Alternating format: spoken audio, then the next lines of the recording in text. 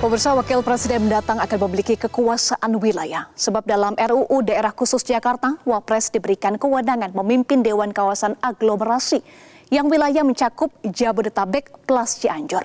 Apakah Undang-Undang DKJ justru akan membuka peluang konflik Presiden dan Wakil Presiden? Inilah Top Review.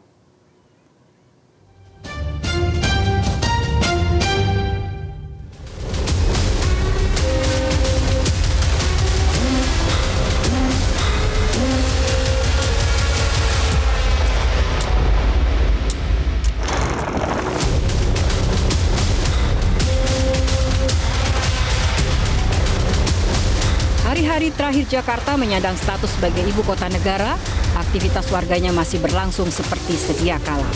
Sementara itu di gedung DPR RI di kawasan Senayan, Badan Legislatif atau Balik DPR RI tengah menggelar rapat dengan pemerintah guna membahas rancangan Undang-Undang Daerah Khusus Jakarta atau RUU DKJ. Pembahasan RUU DKJ akan dikebut dan ditargetkan disahkan sebelum 5 April. Provinsi Daerah Khusus Jakarta ini menjadi satu kebutuhan yang sangat mendesak dan mendasar karena memang sudah diamanatkan di dalam Undang-Undang IKN selambat-lambatnya 2 tahun setelah diundangkan IKN, maka status daripada Provinsi Daerah Khusus Jakarta ini harus bisa diundangkan.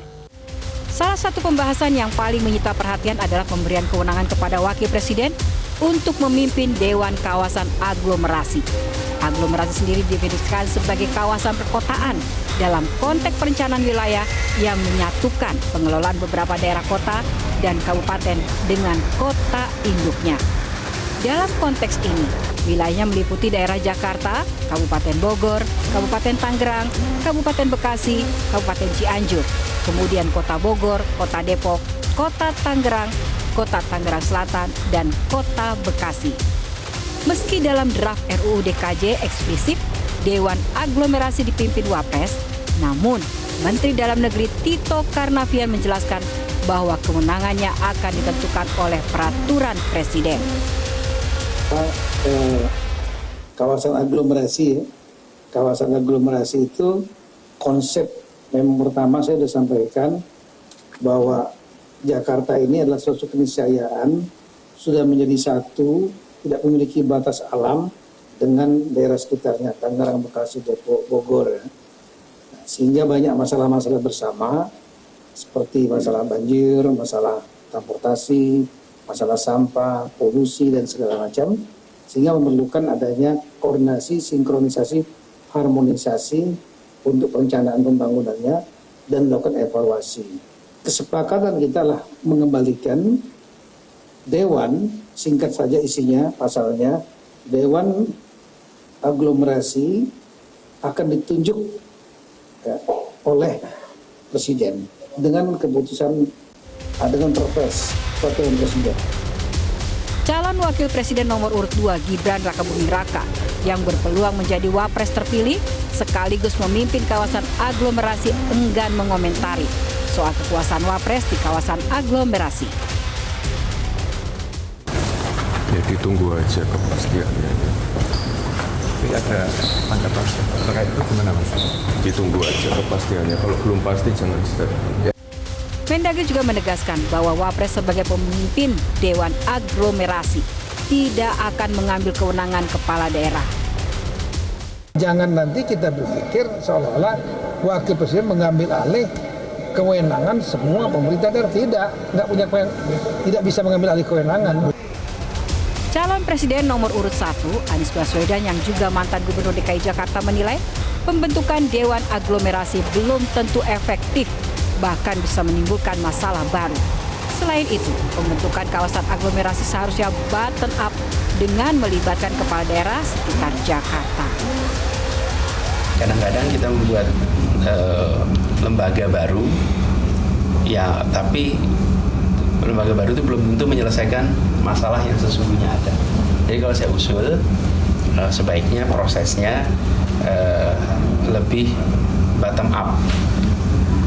Kumpulkan yang selama ini mengelola Jakarta dan sekitarnya, tanyakan apa yang menjadi kebutuhannya, dari situ undang-undang ini dibuat menyesuaikan.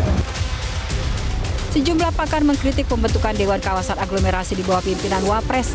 Mereka melihat dewan seperti itu tidak akan efektif. Itu saya kira perlu kita pertanyakan karena kita ini membuat satu sistem yang sepertinya baru sama sekali dibanding dengan pemerintahan daerah sebelumnya. Jadi aglomerasi ini dulu sudah pernah ada pikiran seperti itu untuk Jakarta yang namanya itu kosmopolitan. DPR sempat mengambil prakarsa itu, tapi ketika kita bicara mengenai kawasan yang akan dikelola dalam kosmopolitan itu mencakup Jawa Barat segala macam, itu waktu pemerintah Jawa Barat tidak setuju. Mereka tidak setuju kawasannya itu dimasukkan dalam satu kerangka koordinasi maupun pengendalian oleh pihak di luar pemerintah Jawa Barat. Ini harus kita hati-hati. Keberadaan seperti Dewan Aglomerasi ini tidak akan banyak membantu masalah persoalan di Jakarta ya. Sehingga saya berharap sekali dikaji ulang untuk keberadaan Dewan Aglomerasi. Kita masih ingat punya namanya BKSP ya, Badan Kerjasama Pembangunan Jabodetabek Punjur yang bisa dikatakan kurang berhasil dalam menyelesaikan masalah persoalan di Jakarta dan sekitarnya. Nah, Dewan Aglomerasi ini lebih kepada peningkatan status dari BKSP tadi dengan berdasarkan undang-undang, tetapi tidak akan menjamin menyelesaikan masalah di Jabodetabek Punjur. Nah, Dewan Aglomerasi kalau hanya sekedar mengkoordinasi, sinkronisasi, harmonisasi, tidak akan banyak berhasil. Selain efektivitasnya yang diragukan, keberadaan Capres menjadi Dewan Kawasan Aglomerasi juga berpotensi menimbulkan konflik kewenangan antara Presiden dan Wakil Presiden. Atribusi kewenangan secara langsung kepada Wakil Presiden sebagai Dewan Kawasan Aglomerasi dari RUU ini harus dipertimbangkan sedemikian rupa agar tidak terjadi dualisme kekuasaan antara Presiden dan Wakil Presiden yang dapat berpotensi menimbulkan pecah kongsi antara keduanya di kemudian hari. Jika Dewan Kawasan Aglomerasi sejak awal memang ditujukan untuk memberi kewenangan khusus pada Wakil Presiden yang kemungkinan akan dijabat Gibran Rakabuming Raka, maka justru komplikasi politik sudah tergambar sejak awal.